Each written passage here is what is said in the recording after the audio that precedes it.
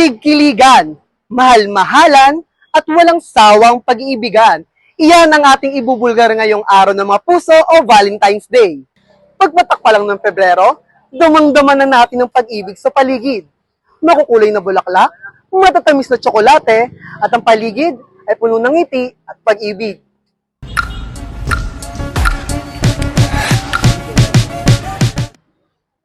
Pero bago ang lahat, linawin natin, hindi lamang ito araw para sa mga magkasintahan. Ito rin ay paalala ng iba't ibang anyo ng pagmamahal. Pagmamahal sa pamilya, sa kaibigan, at higit sa lahat, sa sarili. Kaya naman, sa selebrasyong ito, hindi mawawala ang star ng palabas, ang mga mahalimuyak na bulaklak. Kaya dinala tayo ng ating mga paa dito sa Dangwa. Isa ito sa mga inaalala tuwing araw ng mga puso. Ang samot-saring bulaklak na sumisimbolo ng ating nararamdaman. Kaya anuman ang klase ng iyong hanap ng bulaklak ay meron dito. Pero alam nyo ba kung bakit bulaklak ang binibigay tuwing Valentine's Day? Noong Victorian era o 1800s, naging patok ang pagbibigay ng mga bulaklak, lalo na ang red roses.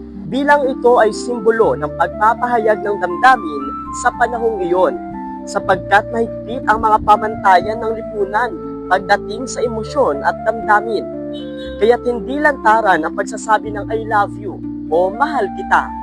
Dahil dito, umusbong ang floriography o ang sining ng paggamit ng mga bulaklak upang magatid ng lihim na mensahe o secret messages.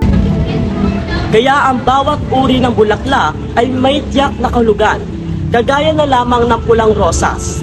Sa pamamagitan ng pagbibigay nito na ipapahayag ang pag-ibig, pagsinta o ang intensyon na hindi kinakailangan magsalita. Isang tahimik ngunit makabuluhang paraan ito ng komunikasyon. Now, alam na natin. Kaya ang pagbibigay buhay ng tradisyong ito ay lalo nagiging espesyal ng pagdiriwang ng Valentine's Day. Kaya naman, tanungin natin ang ilang mga lovebirds dito sa Dangwa. Hi, I'm Alexa, and I'm from the University of Santo Tomas, AP Legal Management. And I'm Mika, currently studying in University of Santo Tomas, also studying AB Legal Management. Me personally, I think na it's not really something that's very important. However, for me kasi I consider the gesture itself as something na very sweet. So for me yung gesture talaga na yon is parang hindi siya important per se, but like it's something that I would value a lot and like I would appreciate a lot. I value it a lot din kasi it's not just the flowers eh. Tinitignan mo din yung effort and yung time na binigay ng person na yun para lang mabigyan ka ng flowers. Just to say na I thought of you today is so important na to me. So, ayun.